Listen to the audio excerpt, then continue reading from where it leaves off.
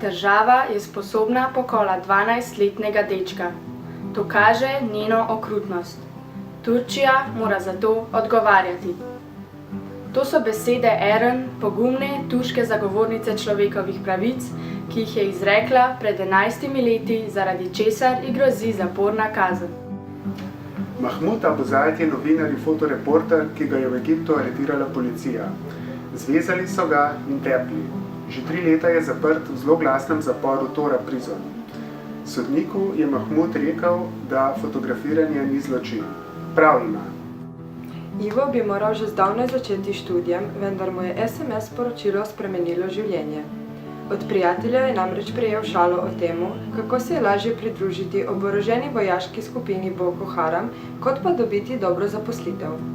Oblasti so ga zaradi tega zaprle in še danes je v zaporu. To je Eni. Kot vsako osebo z albinizmom v Malaviju jo ogrožajo ljudje, ki mislijo, da ima njeno telo nadnaravne moči. S podpisom peticije zahtevajmo od države Malavi, da albinom zaščiti pravico do življenja. Edward Snowden je bil več let zaposlen v Agenciji za narodno varnost. Leta 2013 pa se je odločil predati javnosti dokumente, ki razkrivajo nadzor nad našimi osebnimi podatki prek komunikacij. ZDA mu zato grozijo s 30 let zaporne kazni. Češ naj bi vohunil in posredoval informacije sovražniku, kar je absurdno, ker to pomeni, da je sovražnik javnost, katere del smo tudi mi sami. Osnovnošolski učitelj Johan Teterisa je že 10 let v zaporu, ker je na protestu proti indonezijski vladi dvignil prepovedano staroselsko zastavo. Skupaj z drugimi protestniki je bil aretiran, pretepen in obsojen na 15 let zapora.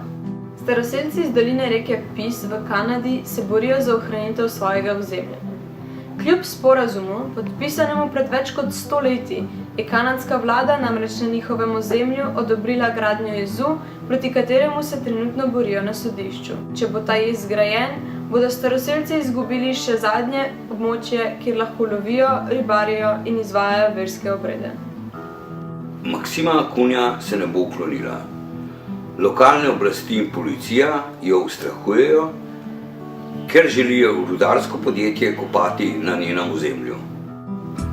Žal živimo v svetu, kjer sodni mlini delujejo zelo počasi oziroma neučinkovito, in ko sodni sistem in pravica, narekovajih, odpove, smo na vrst mi, da stopimo s srcem v prve vrste in damo svoj glas za resnično nedolžne.